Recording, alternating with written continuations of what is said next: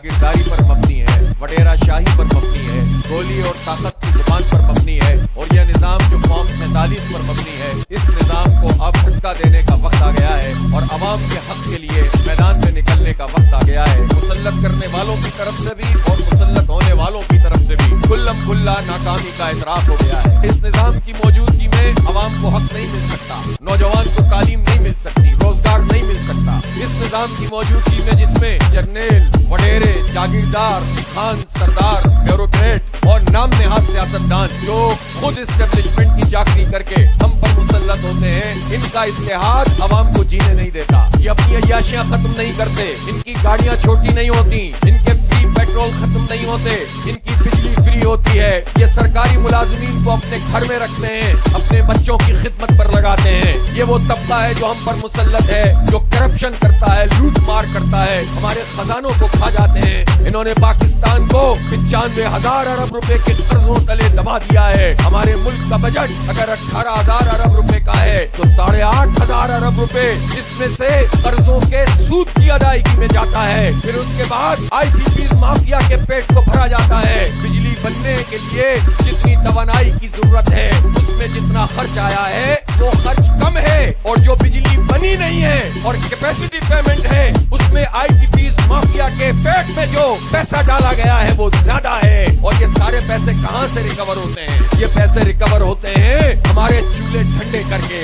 ये पैसे रिकवर होते हैं जब बिजली का बिल आता है तो उसमें टैक्स लगे हुए होते हैं। गरीब टैक्स देता है, मिडिल क्लास का आदमी टैक्स देता है, और घर के तमाम लोग इस अजियत का शिकार होते हैं। ये वक्त आ गया है कि मजमूई तौर पर महंगाई के खिलाफ, बेरोजगारी के खिलाफ इस जिद्दोजहद को तेज किया जाए। ये एक ऐसी मुसीबत इन्होंने हम पर मुसल्लत की है जिसका पेट्रोलियम की प्राइसेस से, उसकी कीमत से कोई ताल्लुक नहीं है, और ये अब तक 8,500 अरब रुपए पाकिस्तानियों की जेब में डाका मार के लेवी की मद में पैसे जमा कर चुके हैं। और सारी हुकूमतों ने ये काम किया है। इस शहर कराची में तकरीबन 48 लाख मोटरसाइकिलें मौजूद हैं। पूरे पाकिस्तान में 3 करोड़ मोटरसाइकिल मौजूद हैं। ये मोटरसाइकिल क्या जरदारी साहब और उनकी औलाद चलाती है, नवाज शरीफ और उनकी औलाद चलाती है? कौन चलाता है? ये मोटरसाइकिल गरीब चलाते हैं, मिडिल क्लास लोग चलाते हैं। इन सब की तरफ देखें तो इनकी आमदनी इतनी है ही नहीं कि ये टैक्स अदा करें। जिनकी आमदनी टैक्सेबल नहीं, उनके ऊपर इन्होंने ये भारी लेवी मुसल्लत की हुई है, और जो बड़े बड़े लोग हैं उनकी तनख्वाहों में इजाफा हो रहा है। ये पूरा एक तबका है जो हम पर मुसल्लत किया जाता है और उनके मफादात का तहफ्फुज़ करता है। इससे जान छुड़ानी होगी।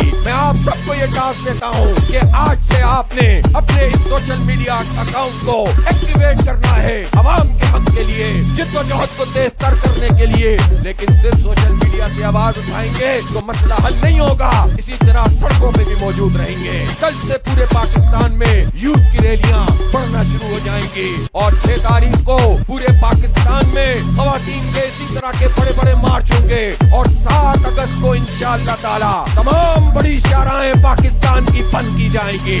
अपने हक के लिए, अपने इख्तियार के लिए हम सड़क बंद करके बताएंगे कि हम अब बैठने वाले नहीं हैं, बल्कि आगे बढ़ेंगे और जिद्दोजहद को तेज तर करते रहेंगे। कोई ऐसा अमल जिससे कौम में तकसीम पैदा होती है, हम उसके ऊपर आगे नहीं बढ़ेंगे। कौम को मुत्तहिद करने की बात करेंगे। हुकूमत से मुतालबा करता हूँ कि पेट्रोलियम की प्राइस को कम किया जाए, लेवी का खात्मा किया जाए, नाजायज टैक्स इसके ऊपर से खत्म किए जाएं। 7 अगस्त को इंशाअल्लाह जब पूरे पाकिस्तान की शाहराहों पर लोग ही लोग होंगे, मैं नौजवानों से कहता हूँ इस पुरअमन एहतिजाज का हिस्सा बने। अपनी बाइक्स लेकर आए, सड़कों पर आए और बाइक को बंद कर दें। ये निराला किस्म का एहतिजाज होगा।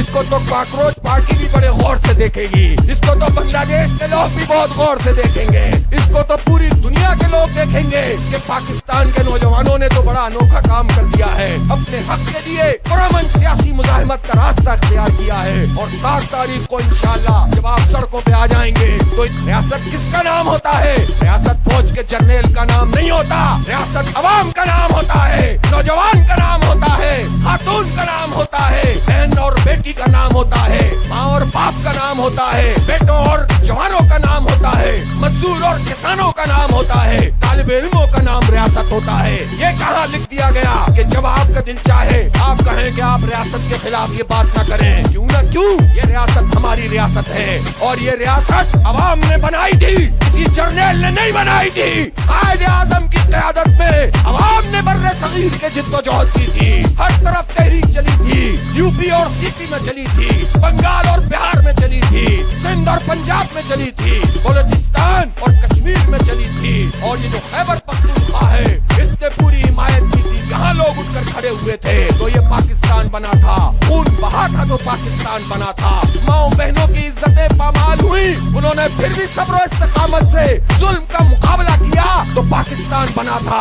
ये अवाम की रियासत है, उस पर हक हुक्मरानी अवाम का है। इसलिए ये कैसे हो सकता है कि जीते कोई मुसल्लत किसी और को कर दिया जाए, फॉर्म 45 पर कोई जीते और फॉर्म 47 पर आपका लाडला कोई मुसल्लत कर दिया जाए। कराची के अवाम जमात इस्लामी का मेयर लाए और आप करप्ट माफिया को कब्जा करके मेयर मुसल्लत कर दें। ये जो गन जिसने फैलाई है वही इस गन को साफ करे।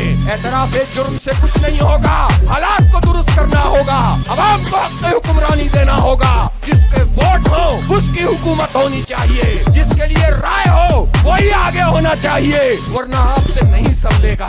5 अगस्त 2019 को भारत ने ये किया था कि उसने जो मकबूजा कश्मीर का स्टेटस था वो स्टेटस खत्म करके 370 और 35 डे को तब्दील किया था। पूरी दुनिया में एहतजाज हुआ था, जहाँ जहाँ कश्मीरी रहते थे उठकर खड़े हो गए थे। हमने कहा था कि ये जुल्म हुआ।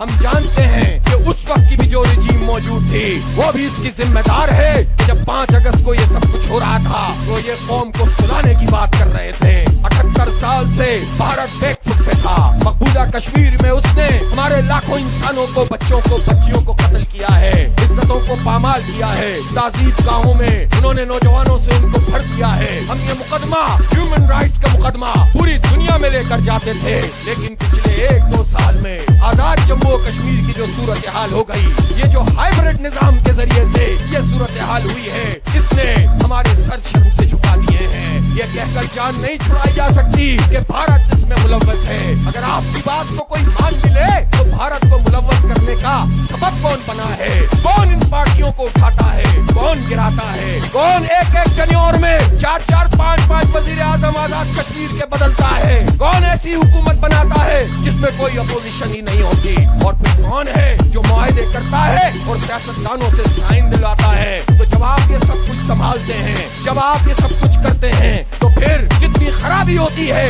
उसकी जिम्मेदारी भी तो आप कबूल कीजिए। आजाद कश्मीर में आवाम में गम और गुस्सा मौजूद है, लेकिन उसका क्या इलाज था? उनके जख्मों पर खाया रखा जाता। जिन लोगों ने सालिसी की पेशकश की थी उसको कबूल किया जाता। मैंने तमाम अपोजिशन जमातों से राब्ता किया, सब इसके लिए तैयार थे कि हम कोई सालिसी का रोल अदा करें, लेकिन हुकूमत की तरफ से हमें कोई जवाब नहीं मिला। अब भी वक्त है मजीद खून बहाने से बचाया जाए, अब भी वक्त है इस कश्मीर को लहू रंग न किया जाए। ये तो आजादी का बेस कैंप है, इसको हम कैसे लूज कर सकते हैं? हमारा हिस्सा है, हमारे दिल का टुकड़ा है। पूरा पाकिस्तान आजाद कश्मीर के नौजवानों के लिए खुला हुआ है। पाकिस्तान आपके साथ है। अब भी वक्त है, सारे इख्तिलाफात को दूर कीजिए, बैठकर बात कीजिए, अमन को मौका दीजिए, मुज़ाकरात की मेज